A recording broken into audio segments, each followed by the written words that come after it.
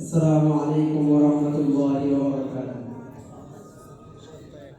نحمده ونصلي على رسوله الكريم. أما بعد فأعوذ بالله من الشيطان الرجيم.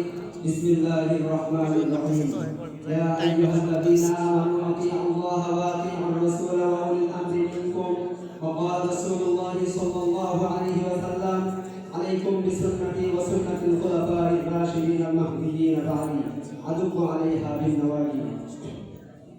ঐতিহ্যবাহী জামিয়া আরবিয়া মদিনাতুল উলুম মাদ্রাসার কর্তৃক আয়োজিত আজকের এই বার্ষিক বক্তৃতার সম্মানিত সভাপতি, অভিজ্ঞ বিচারক মণ্ডলী, সুদক্ষ পরিচালক, আমার সামনে ভূমিষ্ঠ বাংলার দূরদূরান্ত থেকে ছুটে আসা বিভাষিত ছাত্র ভাইয়েরা, সবাইকে আমার পক্ষ থেকে আন্তরিক শুভেচ্ছা ও মোবারকবাদ।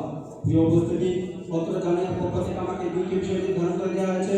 তার মধ্যে আমি একটি নির্ধারণ করে নিয়েছি, তা হচ্ছে শরীয়তে মাযহাব আপনার গ্রন্থ এবং আমাদের কুফল।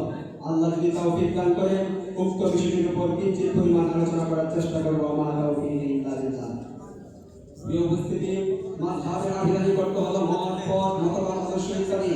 পরিভাষায় শরীয়তের বিধিবিধান থেকে কোন আলেমের মত এবং ফতোয়ার উপর আমল করাকে মাযহাব বলে। জ্ঞানের সম্পদের কারণে আমলকারী হয়তো সেসব বিধানের দলিল মোটেও জানে না, কিংবা দলিলের জ্ঞান থাকা সত্ত্বেও অপরাপর ইমামগণের মোকাবেলায় নিজ ইমামের মত এবং অভিমতের অগ্রগণ্যতার হিত উপলব্ধিতে অক্ষম।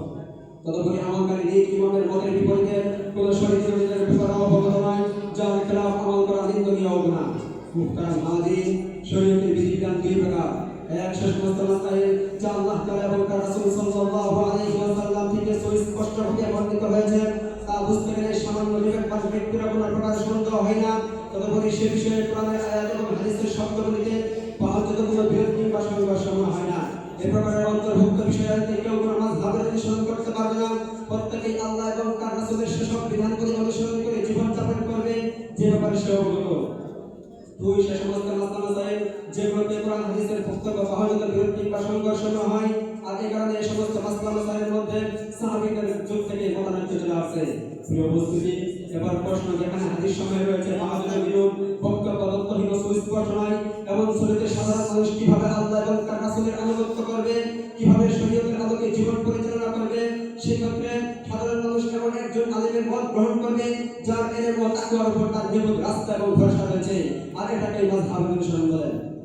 প্রিয় উপস্থিতি, মাযহাব গুলোর গুরুত্ব সম্পর্কে আল্লাহ তাআলা কোরআনে বলে ইরশাদ করেন: ইয়া আইয়ুহাল্লাযীনা আমানু আতিউল্লাহ ওয়া আতিউর রাসূল ওয়া উলিল আমরি মিনকুম। হে ইমানদারগণ, আল্লাহ তোমাদের রাসূল, আল্লাহ তোমাদের মধ্যে, আল্লাহ এবং তার রাসূল এবং তোমাদের মধ্যে উলিল আমরের অনুসরণ করো। আল্লাহ নবী হাদিসের মধ্যে বলেন: আলাইকুম বিসুন্নতি ওয়া সুন্নাতিল খুলাফায়ে রাশিদিন আল মাহদিয়িন বাদি আদু আলাইহা বিন নওয়াজি। তোমরা আমার সুন্নতকে আঁকড়ে ধরো এবং আমার পরে হেদায়েতপ্রাপ্ত খুলাফায়ে রাশিদিনদের অনুসরণ করো। মাযহাব অস্বীকারীদের বিরুদ্ধে আল্লাহ তাআলা সূরা মাইদার আয়াতের মধ্যে ইরশাদ করেন: আকমালতু লাকুম দীনাকুম ওয়া আতমামতু আলাইকুম নি'মাতি ওয়া রাদিতু লাকুমুল ইসলাম দীনান। আজ আমি তোমাদের জন্য তোমাদের দ্বীনকে পরিপূর্ণ করে দিলাম। সুতরাং এই আয়াতের অস্বীকারী সাব্যস্ত হয়, কারণ এমন হাজারো মাসআলা আছে যার সমাধান সরাসরি কোরআন হাদিসে পাওয়া যায় না। এসব ক্ষেত্রে ফকিহগণ ইজমা ও কিয়াসের মাধ্যমে সমাধান দিয়ে থাকে। যারা ইজমা ও কিয়াসকে দলিল মানে না, তারা ওই সমস্ত মাসআলার সমাধান কিভাবে দিবে? এবং আল্লাহ তাআলার স্পষ্ট ঘোষণা, আজ আমি তোমাদের জন্য তোমাদের দ্বীনকে পরিপূর্ণ করে দিলাম, আল্লাহ তাআলার এই ঘোষণা তারা কিভাবে বাস্তবায়ন করবে? ঠিক কিনা? মুহতারাম হাজিরিন, সুতরাং যাদের মাদারের কথা শুনলে শরীর চুলকাতে থাকে, সে সমস্ত বন্ধুদেরকে বলতে চাই, তোমরা সত্যের পথে এসো। সত্যের পথে এসে সঠিক জিনিসটা বুঝতে চেষ্টা করো, হক জিনিসকে বুঝতে চেষ্টা করো।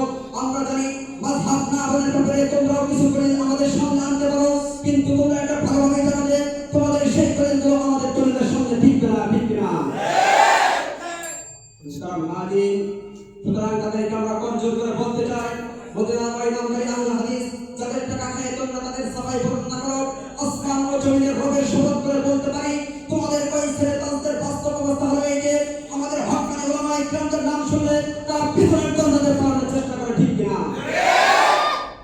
তাই আজকে মাযহাব অস্বীকারীদের মুখোশ উন্মোচন করে দিয়ে স্পষ্ট ভাষায় বলতে চাই, তাদের বক্তব্য হচ্ছে পৃথিবীতে নক্ষত্রের মতো মাযহাবের আলোকে নিভিয়ে দেওয়া। সুতরাং জেনে রেখো সনাতন মুসলমান, ওদের মতলব খারাপ, ওরা ফিতনা সৃষ্টিকারী, ওরা পৃথিবীতে নাপাকি থেকে শ্রেষ্ঠ, ওদেরকে রুখতে হবে। ওদের বিরুদ্ধে, ওদের ষড়যন্ত্র থেকে জাতিকে হেফাজত করে জাতির সামনে মাযহাব সুবদ্ধ করতে হবে। তাহলে আজকের সিনার শক্ত হবে। নাসরুম মিনাল্লাহি ওয়া ফাতহুন করিম। আসসালামু আলাইকুম ওয়া রাহমাতুল্লাহি ওয়া বারাকাতুহু।